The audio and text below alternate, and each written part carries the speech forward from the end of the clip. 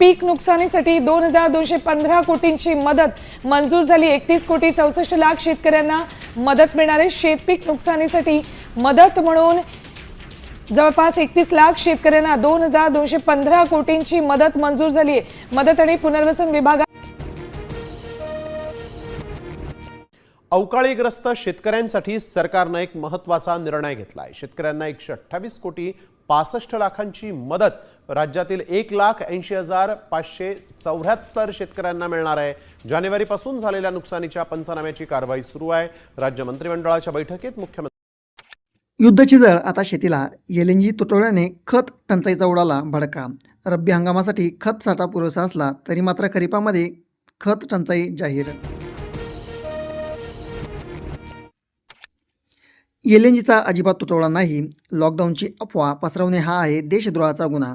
मुख्यमंत्री देवेंद्र फडणवीस यांनी काल झालेल्या बैठकीमध्ये जाहीर केले, कोणत्याही प्रकारचा लॉकडाऊन देशामध्ये किंवा राज्यामध्ये लागणार नाही असे त्यांनी जाहीर केले।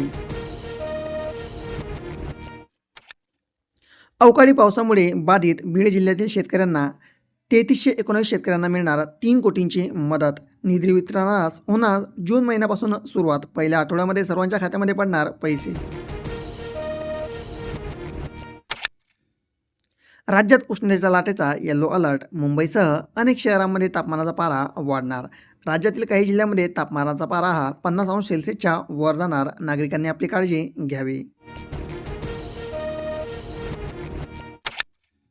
फार्मर आयडीसाठी जमिनीचा नाद रखडला। योजनांनी शेतकरी वंचित।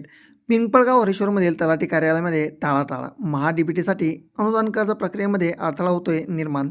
यामुळे शेतकरी होत आहेत चिंताग्रस्त।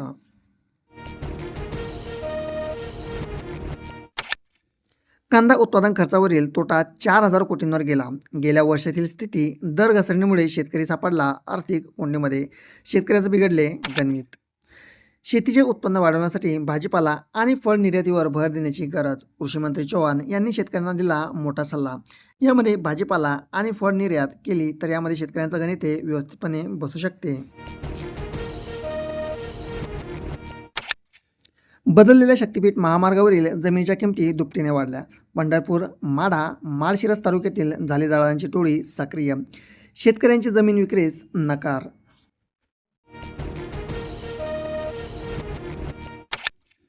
विकसित भारतासाठी महाराष्ट्र आपल्या पाठीशी। मुख्यमंत्री देवेंद्र फडणवीस यांनी पाठवले पंतप्रधान मोदी यांना पत्र आणि महाराष्ट्रामध्ये खंबीर उभे असल्याचे दिले आभार। युरिया डीएपी खताचा संतुलित करण्यासाठी काळाची गरज। विजय जात्रक यांनी देवळा येथे झालेल्या ॲग्रोवन कार्यक्रमामध्ये सांगितली माहिती। युरिया आणि डीएपीचा वापर काळजीपूर्वक करावा। भ्रष्ट अधिकारी भूमाफियांची आता खैर नाही। भूसंपादन प्रक्रियेमध्ये कोणत्याही गैरस्वरूपामध्ये व्यवहार खपवून घेतला जाणार नाही। महसूल मंत्री यांनी यावर घेतली कडक ॲक्शन। युरियाची गोणी 45 ऐवजी 30 किलोचीच करा। कृषी मंत्री दत्तात्रय भरणे यांची केंद्र सरकारकडे पत्राद्वारे मागणी। युरियाचा अतिवापर होत असल्यामुळे केली जाते मागणी। शेणखताची ट्रॉली झाली 3,500 रुपयांना। बदलत्या काळामुळे आणि सेंद्रिय शेतीच्या गणितामुळे शेणखताची ट्रॉली ही आता मात्र फक्त 3,500 रुपयांना उपलब्ध होत आहे। कपड्यांचा खर्चही वाचणार। रेशनवर आता साडीही मिळणार। एप्रिल अखेरीस किंवा मेच्या सुरुवातीला रेशन दुकानांवर वितरण होणार आहेत साड्या। यापासून महिलांना होणार आहे जास्त फायदा। खरीप तोंडावर कर्जमाफीस विलंब। नवीन पीक कर्ज वाटप वांद्यामध्ये। जिल्ह्यामध्ये 350 कोटींचे पीक कर्ज थकीत। शेतकऱ्यांचे आगामी खरीपाचे नियोजन आले धोक्यात। फक्त शेतकऱ्यांना आज की पीक कर्ज केव्हा होणार माफ। एप्रिल सुरू तरीही खरीप विम्याचे परतावे अजूनही मिळाले नाही। कृषी मंत्री यांच्याकडून होते वारंवार टाळाटाळ। शेतकऱ्यांना एकच प्रश्न की खरीप पीक विम्याचे पैसे मिळणार केव्हा। ढगाळ हवामानासह हलक्या पावसाची शक्यता। राज्यामध्ये तापमानाची लाट वाढत असली तरीही मात्र ढगाळ हवामानासह हलक्या पावसाची शक्यता अनेक जिल्ह्यांमध्ये वर्तवण्यात येत आहे।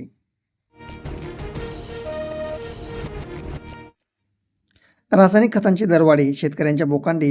युद्धाचा फटका. दरामध्ये 10.84 ते 85.71% झाली. अनेक खतांच्या बॅगांमागे वाढ.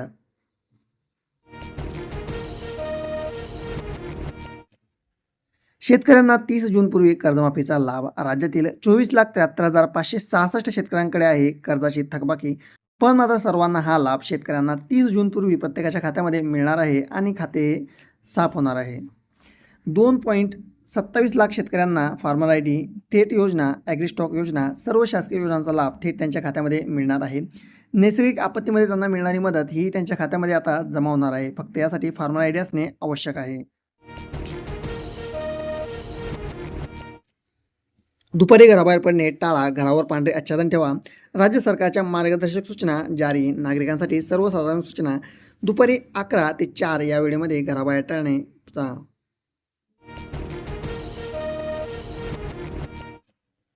ट्रम्प यांचा इराणला पुन्हा इशारा. होर्मुझ उघडा अन्यथा तेल विहिरी, पॉवर प्लांट उडवू. इराणची चौफेर घेराबंदी सुरू. मध्य पूर्वेत अमेरिकेमध्ये 50,000 सैनिक केले तैनात. यामुळे युद्धाचा भडका अजूनच उडण्याची दाट शक्यता. युरियाच्या साठ्यामध्ये घट. DAPची मात्र मुबलकता. आखाती युद्धाचे परिणाम. खरीपासाठी 53% साठा उपलब्ध. युद्धजन्य पूरस्थितीमुळे युरियाच्या साठ्यामध्ये होत आहे घट. यंदा 94% पाऊस. एल निनोचा परिणाम. स्कायपोर्टचे मान्सूनबाबत भाकीत. भारतीय हवामानाच्या विभागाच्या नजरात सर्वांचा अंदाज. हा फक्त आता भारतीय विभागाकडे लक्ष.